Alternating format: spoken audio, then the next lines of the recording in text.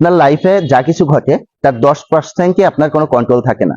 আর সেই কন্ট্রোলের সময় আপনি কিভাবে রিয়াক্ট করছেন তার উপর নির্ভর করে আপনার প্রতিদিনকার কার্যক্রম কিভাবে হবে।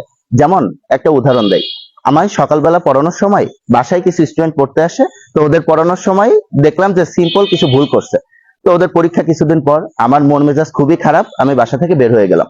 বের হওয়ার সময় আমি রাগ করে যেহেতু বের হয়েছি, আমি আমার ওয়ালেট ছাড়াই বের হলাম। এখন রাস্তায় এসে আমার তো কোচিং এ যাইতে হবে, তো ওয়ালেট নাই। এরপর আমি আমার ওয়াইফকে ফোন দিলাম, দেওয়ার পর ওকেও আমি ঝাড়ছি, কি করো, তোমার মনোযোগ থাকে না, আমি কি নিয়ে বের হলাম কি না করলাম এটা তুমি খেয়াল রাখো না।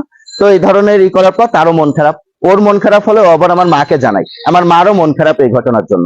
এরপর আমি কোচিং এ আসলাম, আমার কলিগদের সাথেও খুব খারাপ ব্যবহার করলাম, স্টুডেন্টের সাথেও খুব খারাপ ব্যবহার করলাম। এরপর দিন শেষে আমি যখন বাসায় গেলাম, বাসায় যাওয়ার পর দেখি যে ওয়াইফের মন খারাপ, মার মন খারাপ। এরপর আমার নিজের মতো নিজে খেয়ে নিয়ে ঘুমাতে যাইতে হলো। তো পুরো দিনটাই কিন্তু খারাপ গেল, আমার সারা দিনের কার্যকলাপটাই খারাপ হলো শুধু 10% রিয়াক্টের ফলে। তো আপনার লাইফে প্রথমত সকালের দিনের শুরুতে যা কিছু ঘটে আপনি এমন ভাবে হ্যান্ডেল করবেন যাতে আপনার পুরো দিনটা ভালো যায়।